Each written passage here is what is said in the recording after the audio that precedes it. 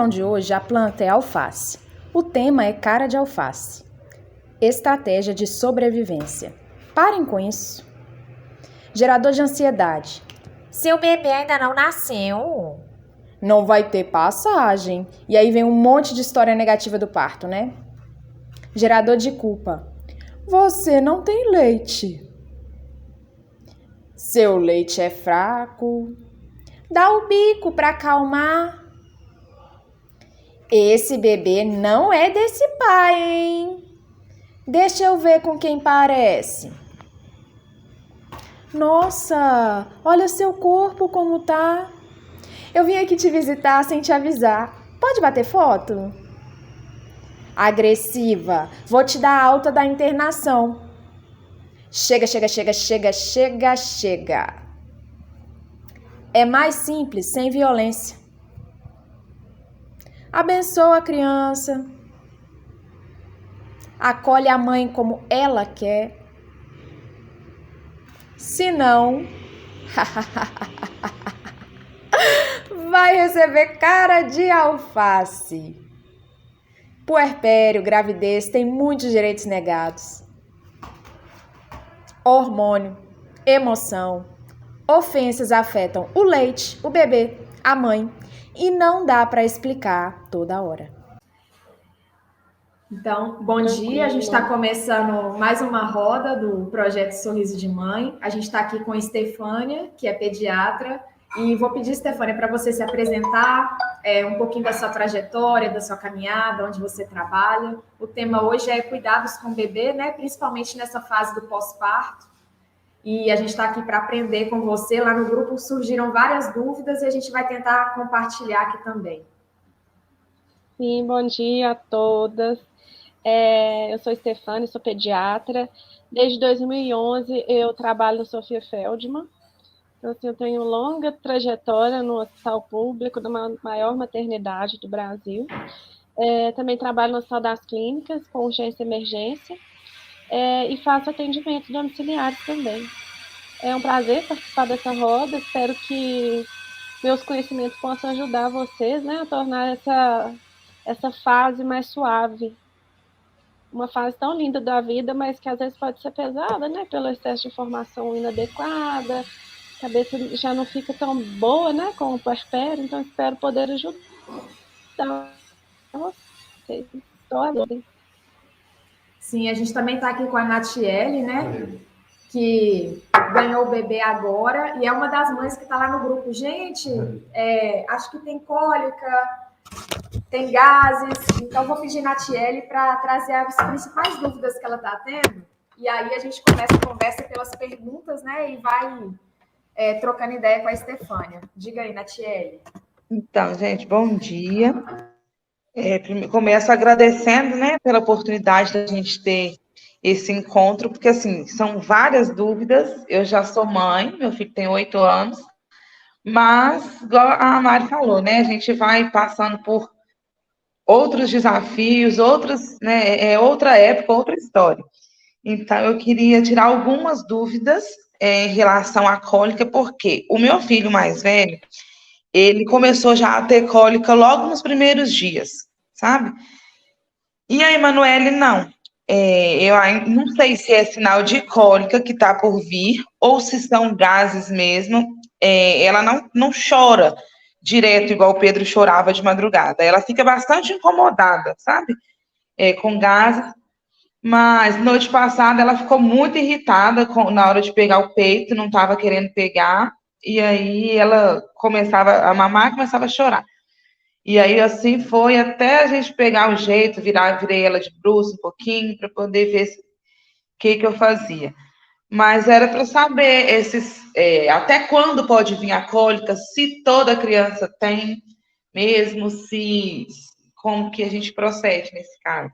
É o seguinte, então, provavelmente é a cólica do lactente mesmo, sabe? Não tem assim, algumas crianças começam mais tarde um pouco, ela está muito associada, igual você já sabe, né, com a imaturidade do intestino.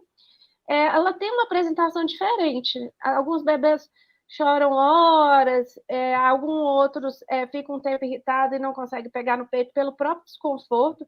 Lembrando que o bebê não sabe ainda lidar, né, com qualquer desconforto, então, assim, às vezes a própria cólica ele interpreta de uma forma mais dolorosa e até incomoda para pegar no peito. Por outro lado, pode até gerar um círculo vicioso, que o bebê, para aliviar, ele mama mais, e aí ele ingere mais leite, e aí distende mais o intestino, e aí a cólica pode piorar um pouquinho, mas já alivia de novo. Na verdade, não é a cólica em si, não é necessariamente por gases.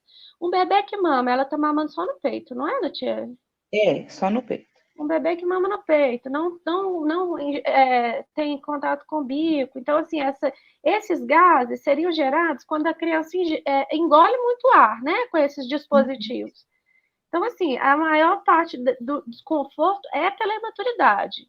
Então, assim, com 10 dias, 15 dias que o leite aumenta, né, a produção da mulher aumenta, o leite já é um leite mais maduro, que às vezes demora um pouco mais para ser digerido, e o neném mama mais, que ele vai crescendo, né? Ele vai se adaptando melhor ao bico do peito da mãe, vai tendo uma capacidade do intestino maior, então ele mama mais. Então, por isso que essa fase de 15 dias é a fase, assim, chave de começar a cólica, de ter mais intensa. Mas eu acho que é isso mesmo, é por imaturidade, do intestino mesmo, sabe?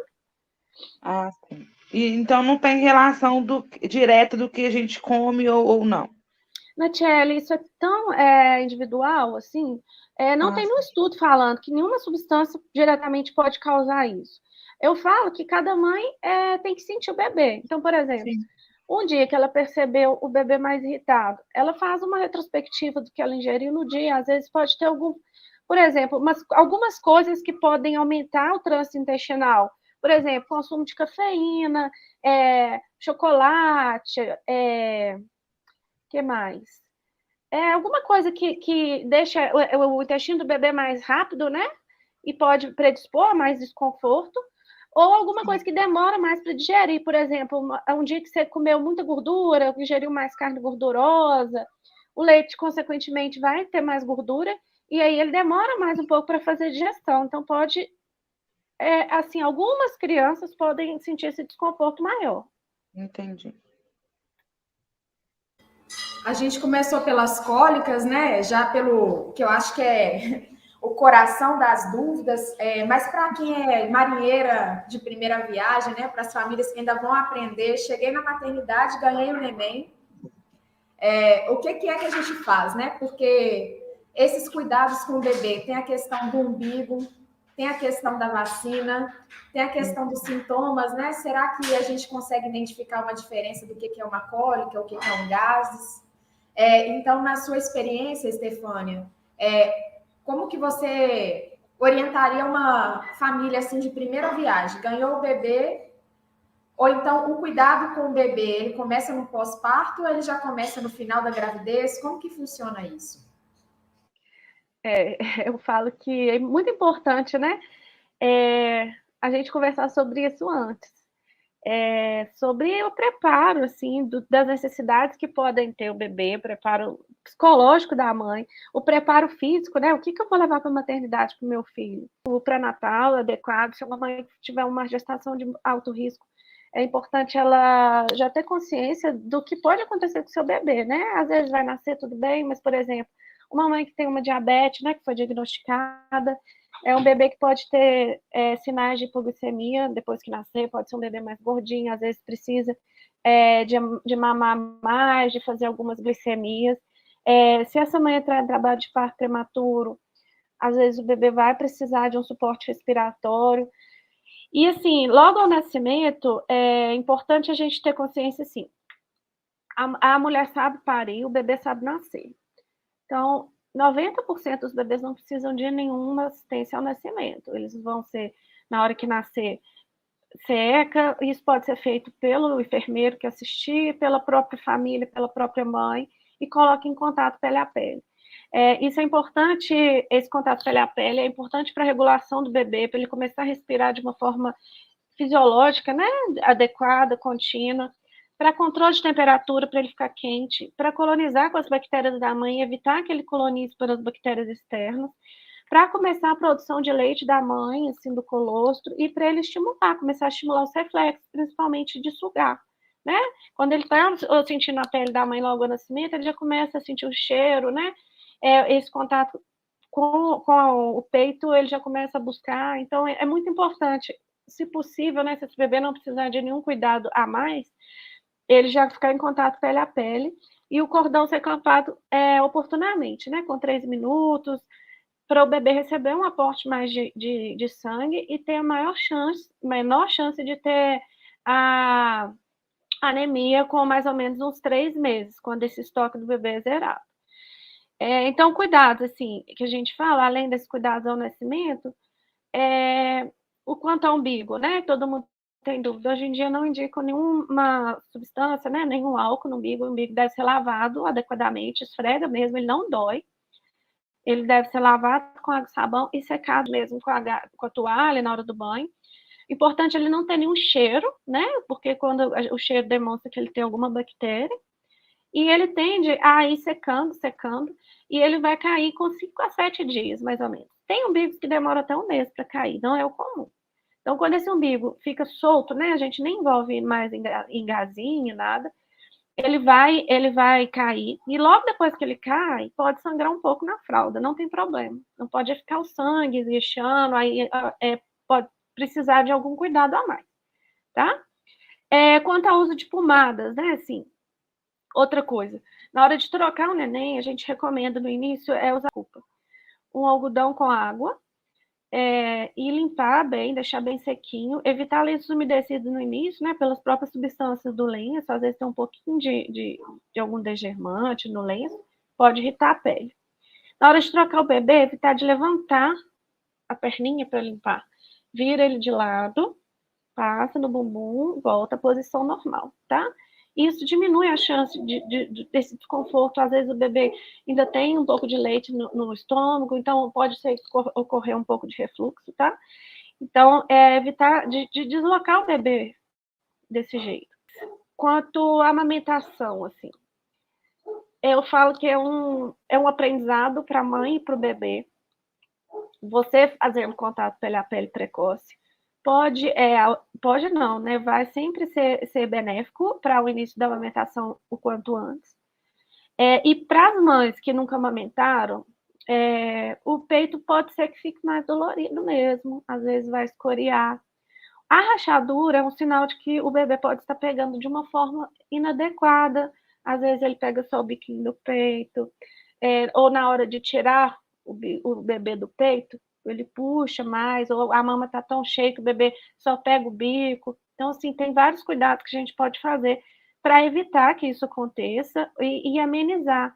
Eu falo que o sol, né, que você começou a sentir a mama dolorida, né, o bico do peito principalmente, passa um pouco de leite, deixa os peitos no sol, e sente seu peito, você vai sentir direitinho. Às vezes o bebê, a gente fala que o bebê não está ganhando peso, essa trajetória, né, dos primeiros 10 dias, o bebê perde um pouco de peso, ele nasce, ele vai perdendo, e mais ou menos com 4, 5 dias, ele vai recuperando o peso de nascimento. O ideal é que ele tenha o peso que ele nasceu com 7 a 10 dias de vida. Alguns bebês demoram mais para conseguir voltar esse peso de nascimento. E aí tem mães que acham assim, tem aquele velho discurso, né? Ai, eu não estou produzindo leite, meu leite é fraco. Tem vários fatores que podem predispor essa demora.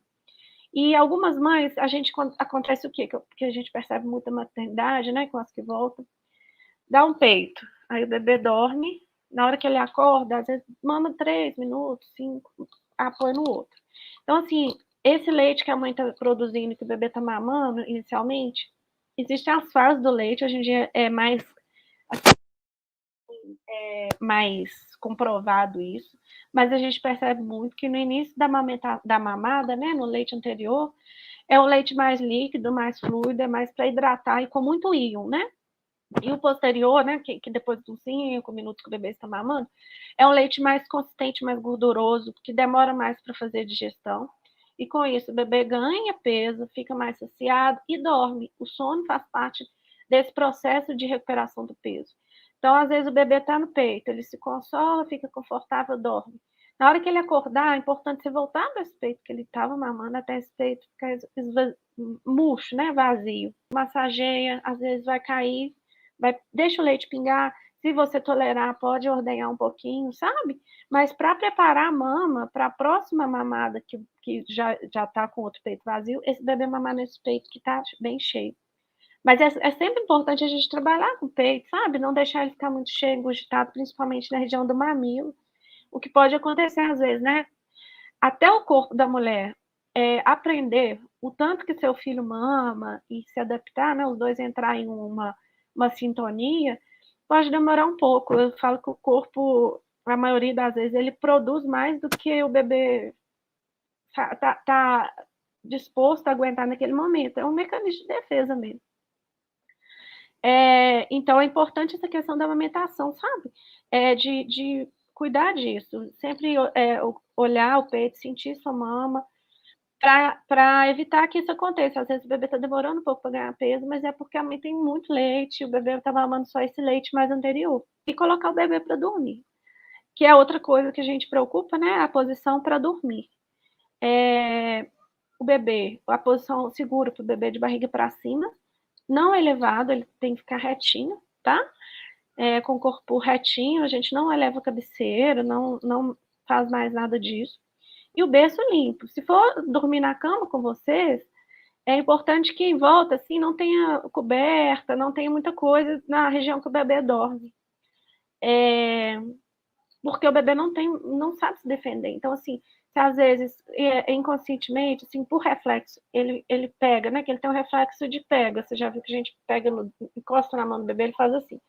Se ele tá ali dormindo, começa a mexer, encosta alguma travesseiro, uma coxinha, ele pega e pode ir no rosto. E às vezes pode sufocar. Então a cama, o bercinho, tem que estar totalmente limpo. Não ter nada assim, nada de travesseiro, de coberta, de touca, nada disso. Se tiver frio, agasalha o neném, né? Mas não pode ter nada. E barriguinha para cima. Outra coisa importante, né? A gente fala quanto tempo o bebê pode ficar sem mamar. O bebê não precisa, o bebê, né, que nasce no tempo certo, com peso normal, ele não precisa ser acordado para mamar. O peito, ele pode ser oferecido a hora que o bebê acordar. Então, assim, não existe isso de 3 em 3 horas o bebê tem que mamar, não. Se o bebê dormir 8 horas direto, ele pode dormir. Eu acho pouco provável, né, porque o sono do bebê não é um sono contínuo, igual a gente, ele tem um ciclo de sono, que eu vou falar mais daqui a pouco. Mas, assim, deixa o bebê dormir. O sono é reparador, o sono contribui para o ganho de peso e para o desenvolvimento neurológico. Então, é importante o bebê dormir o tempo que ele quiser, não precisa ser despertado, tá? Eles falam no início, né, no primeiro mês, assim, o bebê tende a dormir umas 18 horas por dia, né? Lógico que não é direto, ele com o sono picado, mas é muito importante que o bebê durma o tempo que ele quiser, tá? E outra coisa com o sono, que eu acho que foi meu maior desafio na maternidade, é o sono do bebê, assim. Não é um sono igual a gente, é um sono agitado. O bebê não tem os ciclos de sono definidos igual a gente, né? A gente começa no sono REM, depois a gente entra nas fases do sono, vai aprofundando, fase 1, fase 2, fase 3, a gente entra no sono REM de novo e volta com as fases. O bebê não, o bebê é um sono muito agitado e entre as fases que ele começa a entrar, ele desperta. Ele não desperta de uma maneira assim, às vezes ele chora, mexe, abre o olho, e se a gente permite que ele volte a dormir sozinho, sem encostar, sem falar, ele começa a aprender a se consolar e entrar nas outras fases do sono de novo. Então, assim, às vezes a mulher fala, mas ele mexe muito, isso é muito comum.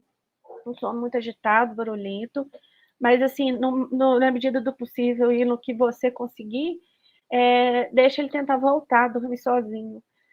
Isso é um condicionamento que é benéfico para o bebê e para a gente, né? Assim, porque para ele aprender mais rápido a continuar a dormir, acordar, continuar, porque eles acordam muito. Obrigada, Stefania. Essa questão do umbigo, né? A gente aprende a pôr pó de café, várias coisas, né? O álcool absoluto, nem ele é preciso para Não, poder limpar? não precisa. É água e sabão. Por quê? O álcool estava. Quando a gente passa o álcool na gazinha e enrola, a pele do bebê é muito sensível. Então, estava causando irritação e até queimadura, sabe? E os benefícios não eram maiores do que quando deixava o umbigo sem nada. Então, hoje em dia, a gente recomenda só lavar e deixar ele sequinho. Se ficar desconfortável, né? Tem mãe que tem um pouco de aflição, aí pode rolar uma gazinha seca, mas não precisa passar nada. E o sabonete é aquele sem cheiro, né? O mais neutro possível, né? É, Porque também tem algumas coisas assim de mamãe, né?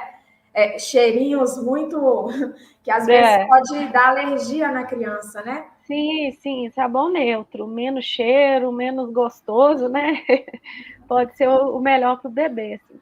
Não precisa necessariamente tomar banho todo dia, assim, nem na maternidade. Algumas mães ficam ansiosas, né? Ah, o bebê precisa tirar, tá sujo, né, do parto. É muito benéfico para o bebê. Ele mantém a pele uma temperatura adequada, ele ajuda a colonização por bactérias da mãe, então é muito bom que, às vezes, o bebê, ao nascer, continue com esses vérmix ou continue com alguns resíduos da mãe, assim, não precisa dar banho, isso não tem bactérias, não é sujeira. E o banho, no início, é desconfortável para o bebê, né? A gente fala que quando ele está na barriga da mãe, ele está quentinho, ele tá seguro, né? Uma posição, que é essa posição mais juntinha, e a maioria das vezes, quando toma banho, a gente fala que o bebê pode ficar solto, desorganiza, então ele gasta uma energia que é desnecessária, né? Afinal de contas, ele não está sujo. Então, é preferível não dar banho no primeiro dia, se não for muito incômodo para a mãe, para o bebê realmente usar a energia dele para coisas importantes naquele momento, que é o quê? Manter a respiração estável, manter uma temperatura adequada, a frequência cardíaca adequada, usar a energia para buscar o peito, para sugar, isso é importante demais, tá? Eu acho que vocês falaram também sobre a questão de vacinas, né? Os testes que são feitos, existem as triagens que a gente faz no hospital para avaliar algumas questões do bebê. Antigamente isso não era feito, mas os hospitais públicos já têm esses testes, que seria o quê? O teste do olhinho, para ver a questão de catarata congênita, alguma alteração no olhinho, né, algum tumor congênito. Geralmente o médico o enfermeiro faz, e o olho tem que estar vermelho quando você coloca a luz, que aí você vê os vasos lá atrás do olhinho. O outro teste que a gente avalia é o teste da linguinha. Você coloca o dedo e olha debaixo da língua do bebê, e a gente faz uma classificação que dá para ver o nível do quanto a língua é presa, até que ponto precisa de uma intervenção, que seria o corte dessa pelinha que tem, que pode o quê? Quais que são as consequências? Principalmente, na hora da pega, o bebê não pegar adequadamente, às vezes ele pega só a pontinha do bico do peito, não suga de uma forma eficiente, então pode perder mais peso, pode causar mais lesão na mama da mãe. Então, isso é avaliado também, geralmente antes do primeiro dia de vida, com 12 horas. E o teste do coração, que é feito no hospital também, para ver cardiopatia congênita. Então, se coloca com 24 horas, eles olham a saturação no braço e na perninha, e ela tem que ser maior que 95%. Isso é uma triagem que a gente faz, e é muito importante assim, que seja feita nas primeiras 24 horas para fazer um diagnóstico precoce de alguma possível doença no coração que seja grave, precisa de intervenção. E o teste da orelhinha, para ver alguma alteração, pode ser que ele dê alterado pela própria secreção do parto, e aí eles vão pedir para repetir. E na maternidade, algumas maternidades, as públicas sim, algumas particulares também fazem, vacina. Então, o bebê, quando no momento da alta, né, com 24 horas de vida, 48, ele vai receber 2 vacinas, que são as primeiras, né, da vida dele, que é a de BCG, que é para prevenção de formas graves de tuberculose. Alguns países não dão mais essa vacina, por causa da incidência, mas nosso país ainda tem caso de tuberculose, então é importante que o bebê receba, que é a do braço. Então, ela vai fazer no braço, intradérmica, que a gente fala, vai gerar uma inflamação e uma pústula, né, uma bolinha de pus, que tende a sair esse pus, às vezes tem crianças que vai drenar, vai dar um buraquinho e vai fechar, tá? A gente espera que esse pus, esse processo todo aconteça até com uns 3 meses de vida, tá? E a vacina de hepatite B, que a gente dá logo antes da alta, e para prevenir mesmo, sabe? Hepatite B que ainda é prevalente no nosso país. Parece que do 0 aos 4 anos, o bebê toma cerca de 20 e poucas vacinas, né? Como é que a gente faz, assim, esse acompanhamento? Ele vai pelo posto de saúde? Tem algum lugar que a gente encontra essas vacinas que a criança precisa tomar? Nesse período de 0 a 2 a 3 anos? Como que funciona, Stefânia? O posto fornece todas as vacinas da criança, né, que são do calendário básico de vacina. Algumas vacinas é recomendado que, se a família tiver condição, né, elas sejam incrementadas, assim. Por exemplo, o posto dá com 2 meses, o bebê começa a receber a pneumocócica, né? E a pneumocócica do posto é a pneumo 10. E existe a possibilidade de receber a pneumo 13, que cobre alguns sorotipos que podem causar, né, algumas doenças, como pneumonia, que por causa da vacina da pneumo 10 não é tão mais frequente naqueles sorotipos, mas pode ter nesses outros. Então, a pneumo 13 seria uma que o posto não tem, que pode ser dada pela via privada, mas a maioria, assim, rotavírus tem no posto, a do posto pode ter um pouco mais de reação, né, assim, rotavírus é uma vacina de vírus vivo, então o bebê toma ela, e o rotavírus, o vírus, ele causa uma disenteria, uma diarreia muito importante. Então, ele precisa, quando a vacina é ingerida, ela causa aumenta a imunidade no intestino, então ela vai proteger principalmente o intestino, que essa criança não tenha essa infecção se caso contato com esse vírus novamente. Então, pode ser que cause mais cólica, algumas crianças fazem até um pouquinho de cocô com sangue, e no sistema privado ela é menos reatogênica, que a gente fala. Mas o restante, assim, eu falo que é a mesma coisa, praticamente a mesma coisa. A de meningite também. A de meningite, a gente fala que no posto tem a meningocócica C e uma dose da meningo B. E a gente recomenda, né, que sejam dada a meningocócica ACWY, que cobre outros sorotipos.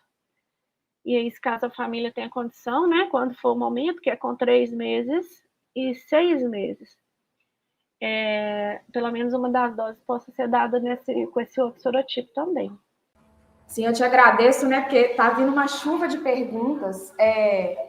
Além das vacinas, uma outra dúvida que às vezes a gente tem é a questão da alimentação, né? A partir de quanto tempo a criança pode começar a ingerir alimentos para além do leite materno? E quando ela nasce, ela pode beber água também? É o seguinte, então, o bebê fisiologicamente, ele está preparado para receber só o leite da mãe. Então, assim, se a mulher tiver a oportunidade de conseguir, o ideal é que ela amamente só com peito até 6 meses. Antes disso, não tem benefício para o bebê nenhum, tá? E pode ter alguns riscos, principalmente com a introdução de alimentos antes de 4 meses, a gente não recomenda de jeito nenhum. Às vezes, quando é um bebê que precisa, né, de outro leite que não da mãe, pode ser que a mãe possa começar a dar algum alimento com 4 meses. Mas existem sinais que a gente fala, que é quando a criança está preparada para receber algum outro alimento que não o leite. Quais que é os sinais de prontidão que a gente fala? Quando você coloca alguma coisa na boca do bebê, ele mesmo, né, começa a morder e começa a não ficar empurrando com a língua, ou seja, ele vai ingerir, isso é um sinal de prontidão. O pescoço, principal questão que a gente tem que ter em mente quando você começa, será que o bebê está preparado para receber algum alimento? Ele tem que estar firmando o pescoço, que é a questão de segurança e assim, esse tonto precisa estar adequado para ele deglutir, tá? E ter interesse pelo alimento, conseguir pegar com as mãos, levar à boca, que começam a acontecer a partir dos 5, 6 meses. Mas, assim, os benefícios mesmo dos alimentos menos de 6 meses não existem, tá? Pode começar só a partir dos 6. E a água não precisa, é o que eu falei, né? O leite materno, ele tem tudo, tanto que a gente percebe, né? Quando, às vezes, você precisa ordenhar o leite, você começa a ordenhar, o primeiro leite é bem líquido mesmo, quase transparente, ele tem muita água e muito íon. Então, assim, não precisa outro alimento, outro líquido, a não ser o leite materno para o bebê. E a introdução alimentar, a gente recomenda que começa a ser feito, geralmente, né?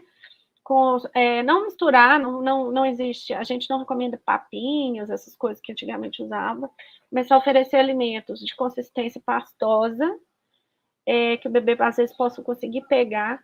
E qual que é a consistência segura? É a consistência que a mãe consiga amassar no dedo.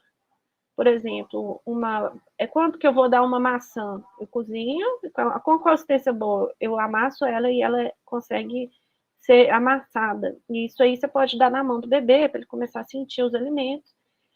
E não existe alimento proibido a não ser o mel, por causa do botulismo. Os outros alimentos, a gente fala que o bebê que mama no peito, ele tem ainda mais contato com outras substâncias através do leite materno. Então, assim, existe uma janela de oportunidade do sistema imunológico. Quanto antes o sistema imunológico do bebê tiver contato com todas as proteínas, menos a chance dele desenvolver alergia. Então, assim, principalmente quando começar a introdução alimentar, oferecer de tudo para o bebê, tá? De uma forma segura, né? Por exemplo, você vai oferecer um peixe sem espinho, cozidinho, né? E oferecer separados alimentos. Então, assim, uma coisa, depois da outra, não misturar tudo para o bebê começar a sentir texturas e começar a diferenciar gosto, né? Começar a perceber as diferentes qualidades dos alimentos. Lembrando Sim. que muitas mulheres têm a queixa, né? Mas é difícil demais essa introdução alimentar. O bebê que mama no peito, ele vai... O alimento, até 1 ano, ele vai ser um complemento. Então, assim, se você continuar a amamentar e está fazendo a introdução alimentar, não se preocupe. Ele vai começar realmente a precisar de outro alimento, né? A partir de 1 ano. Então, acalma, que ele vai conseguir no tempo dele e de uma forma suave. No caso das cólicas, né, a gente vê muitas mães que dão chá para o bebê para tentar parar as cólicas, né? E a gente também pesquisou algumas técnicas, tipo a Chantala, que é uma técnica de massagem, mas diz que ela só pode ser feita depois de 1 mês. E aí, voltando nesse tema das cólicas, para fechar, assim, sabe, nossa conversa, e foi o mais polêmico, assim, no grupo, porque realmente o bebê nasce, começa a chorar e sentir dor, né? Será que existe uma forma de identificar a diferença da cólica para um gases, ou alguma técnica que a gente pode aprender para que a criança não sofra tanto com essas intercorrências? A primeira coisa, eu falo que o bebê ele é uma extensão do que a gente né, assim, nosso filho. Então, assim, do que a gente sente. É a mãe saber que é fisiológico, que vai passar, que não é doença, tá? Então, o bebê que chora, que mama e às vezes começa a chorar, que é a cólica, primeiro, acalma o coração. Segundo, o bebê, como confortar um bebê? Lembrar da posição que ele estava no útero. Então, como que ele era no útero? Ele era grudadinho, né? Assim, uma posição mais junta, as perninhas encolhidas, quente, e um barulho dos vasos da mãe, né? Assim, da artéria da mãe passando, do sangue da mãe. Então, assim, algumas maneiras eficazes que a gente fala de acalmar é isso, é você tentar imitar aquele ambiente uterino. Então, assim, pode, às vezes, encolher a perninha do bebê e andar com ele. Por quê? Porque na barriga a mãe sempre está em movimento, né? Não sei quando está dormindo. E o barulho, esse ruído branco que a gente fala, né? Que a gente pode fazer com a boca ou colocar um som pelo celular ou algum outro dispositivo. alivia muito, traz um conforto e ajuda a aliviar, a amenizar, né, esse incômodo que o bebê sente. Não existe um remédio, porque a maior parte, né, da cólica é por imaturidade do intestino, é o intestino que está precisando e aprendendo a mover, e às vezes esses movimentos ficam mais intensos, né? E aí causa a cólica mesmo. Então, assim, é esperar, dar o tempo do bebê e tentar trazer ele o máximo de conforto através dessa simulação do ambiente materno, que é o barulho, que é o barulho dos vasos, e o estado da mãe. Assim. É importante que a mãe fique tranquila e saber que vai passar, mesmo que naquele momento demore horas, né? Assim. A roupinha do bebê não precisa passar, às vezes a etiqueta pode incomodar só, né? Às vezes, se puder tirar a etiqueta para não ficar roçando na pele, que é uma pele muito sensível, mas não tem nada disso, assim, usar o menos possível de coisas cheirosas, né, maciante, não precisa passar a roupa do bebê, a não ser que você more numa roça que tem um monte de bicho lá voando e possa ter contato com a roupa do bebê. Não precisa minimizar os trabalhos que eu falo. E outra coisa, essa questão de sereno é muito importante você ter lembrado, né? O sereno, a chuva, o vento, ele não tem bactéria, ele não tem vírus, não causa doença. O bebê pegar vento dentro de casa, às vezes fala, ai, ficou frio, o pessoal começou a gripar. Não é por causa do frio. E a mesma coisa com o bebê. O que causa doença é vírus e bactéria, que a gente adquire pelo contato com mão, e contato, às vezes, com ar, né? Com o espirro do outro. E como que pega isso mais fácil? O ambiente fechado. Então, começa a fazer frio, o pessoal fica mais perto do outro, deixa o ambiente fechado, e assim, com isso, a forma, o bebê, a transmissão é aumentada dessas bactérias e principalmente dos vírus. Então, assim, eu falo que o ambiente arejado, o ambiente aberto, principalmente para um bebê que está começando a vida, né, que a imunidade ainda é muito baixa, é muito importante. Então, assim, tirar essas neuras, essas questões que os pais e a avós da gente falavam muito, sabe? Quanto é sereno, vento, frio, isso aí não existe. Ô, Stefânia, você falou questão do remédio, que não tem remédio, né, para cólica.